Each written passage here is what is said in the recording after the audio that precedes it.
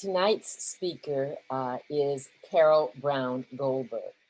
I'm sure we have some American Studies majors joining us this afternoon, and Carol Goldberg was one of the American Studies majors in the program's early days.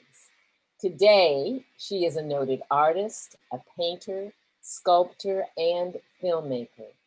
Her artwork has been described as, quote, intricate works of science and nature, windows into imagined cosmos, explosions of symbols and letters, and wobbly storybook scenes, end of quote. And another art critic saw them as, and this also is a quote, a carnival of color, form, and motion, with each painting revealing different elements depending on where in the room you stand to view it, end of quote. After graduating from Maryland, Carol pursued her artistic education at the Corcoran School of Art. Her work has been shown in over 100 exhibitions, including solo painting exhibits. Museums and private collections house her work, as well as public sculpture installations. In 2012, she produced the award-winning film, The Color of Time. She has been busy during the pandemic, producing more than 100 small paintings, along with launching several new exhibits. If you would like to see her work, an exhibition at Addison Ripley Fine Art in Washington, D.C. will open this Saturday, April 10th. Carol has taught at American University and right here at the University of Maryland. She has been an artist in residence at the Chautauqua Institute and received the Maryland State Arts Award. She has also served on the board of the Phillips Collection, a campus partner. So she has done many, many things. And in light of all of these accomplishments and distinctions, I'm really pleased this evening to have the opportunity to present Carol Brown Goldberg with the Distinguished Terrapin Award. Her dedication to her art is uncompromising, and her Terp spirit shines brightly. The Distinguished Terrapin Award is our way of recognizing the outstanding contributions of alumni, and Carol is most deserving of this honor. Since this is an online event, I can't present it to you in person, but you will receive it. We will make sure that you receive the actual award in the coming days. So Carol, thank you for all that you've done, for the wonderful way you represent Maryland, and congratulations. And now it's my honor to invite Carol Brown Goldberg to share her thoughts and insights on our first virtual night of Access to Alumni. Carol. Bonnie, thank you so much. I believe in the things I can't see, so I don't need to see that award to feel it. I feel it from you, and I have felt it since I heard about it. So thank you so much. And thank you, Kevin Davis, for hosting this exceptional event, really quite exceptional during an incredibly strange time of all of our lives.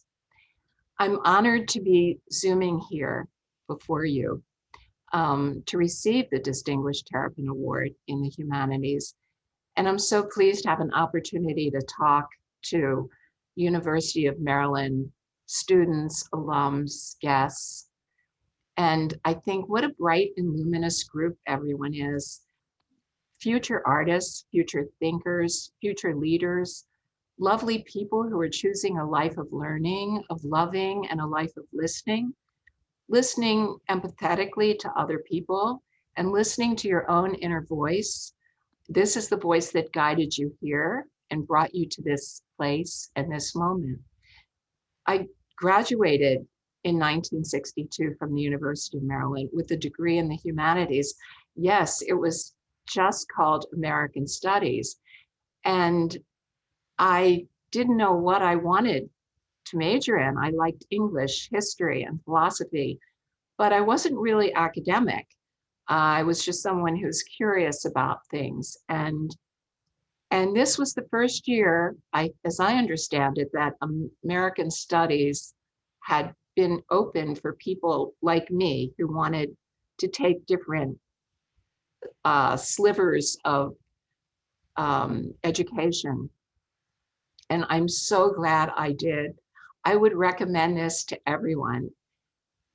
Although I am a painter, I had never taken an art class at the university, but the foundation for my education in the humanities had led me into a life of art. And my background in humanities has nurtured me every step of the way. In hindsight, recently, I see that my direction towards art began at the University of Maryland. It was 1958, and for my first 4-credit science requirement, I decided to take botany. I had no experience with plants or plantings. I'm not even sure I knew what the word botany meant, but it was like, let's get this course over with, right? So my professor was so excited about his subject. He taught the anatomy of plants and foliage, and he made the connection of unity within all and between all living things. I fell in love with learning in that class because I came from zero and suddenly was learning things I had never known about before. The professor taught that what flowed within vegetation had the same purpose and benefits as what flows in the vascular system of all organic life, including human beings. So each of us is unique and special, one of a kind, yet it is comforting to know, to think about, that none of us is that different from the other. And this came out of the botany course. His enthusiasm inspired me to embrace the ideas of interconnection, that there is a kind of harmony and an agreement within the workings of all living things, and the idea that we are all in this together. Realizing that we are all related and we're interrelated, this influenced my life more than any other philosophy. I expanded this concept to include the phrase as above, so below, the micro world of biology and how it reflects the macro world of the larger universe. The biology of DNA and of cells is mirrored in the stars and the galaxies of the universe. We are all part of this cosmic whole. This way of seeing the world is part of my art practice today. With a foundation in the humanities and my philosophy courses at Maryland, I was so open to the idea of interconnectedness and that life is learning to handle opposites. Like, even though we are all separate individuals, we are similar. We dream, we cry, we all laugh, we all have expectations, we all think of the future. Yet sometimes living with doubt and uncertainty can be difficult, especially times like now where everyone is suffering in different ways. I think it was Thich Nhat Hanh, the Buddhist monk, who said that creativity is living in ambiguity. And it is okay for us to live in uncertainty and doubt. This will ultimately lead to solutions, to problem solving.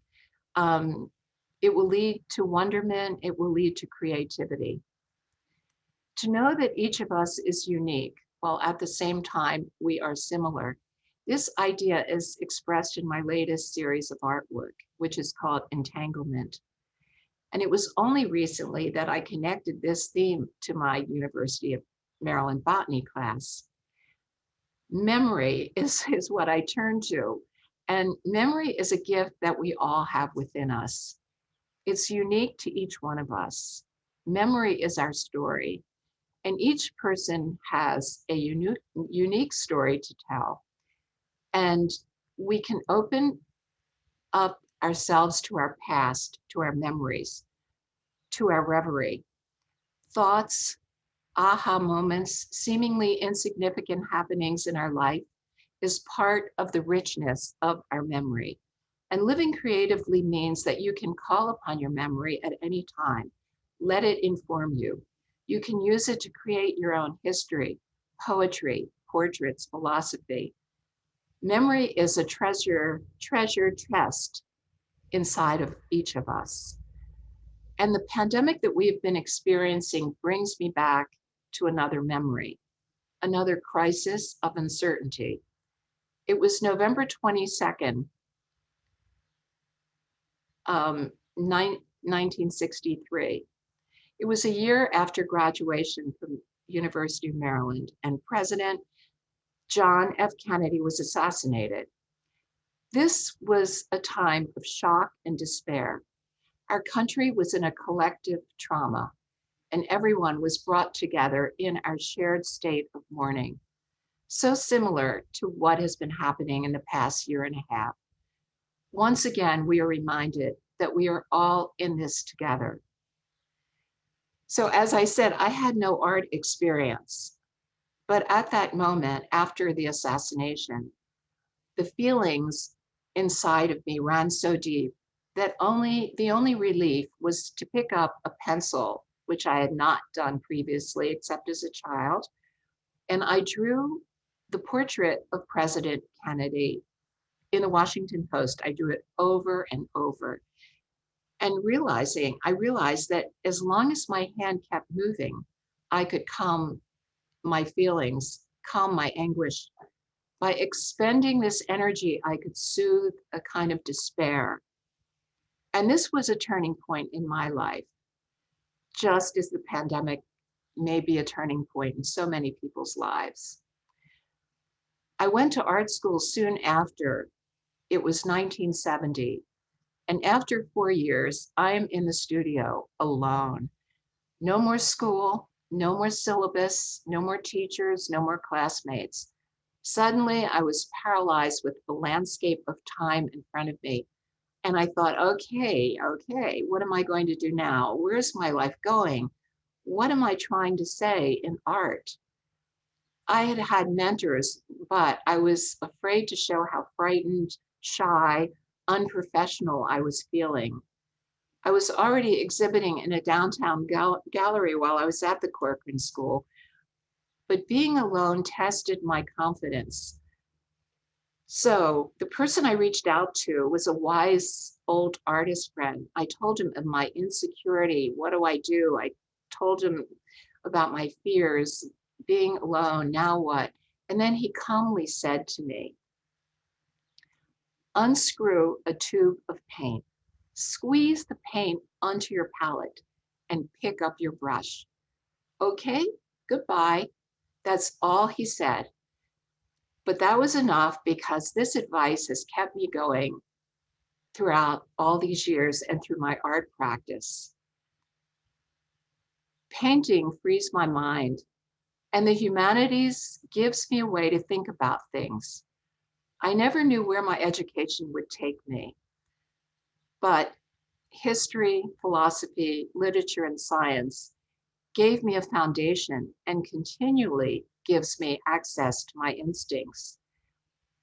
Students, you will have great skill when this pandemic crisis is past. You will emerge with renewed hope and optimism. You will be carrying within you an infrastructure of knowledge that will continue to inspire you through your life, through many decades. And everything points to a future of living in a community, working and playing together, living with the idea of autonomy and independence and interdependence, all side by side. Trust that what you learn and absorb through life, watch it get revived and reinvigorated as the years and decades pass. Use your memory and you will find poetry in your recollections. Trust that all that you've learned is within you and you can pull anything out at any point in your journey through life. So in conclusion, for me, I discovered the transformational nature of moving my hand. We all came from energy and we are made of energy. And by using our energy, running, dancing, biking, sewing, stretching, sculpting, cooking, carpentry, coding, and playing the trumpet. This energy you create in yourself will help you solve problems.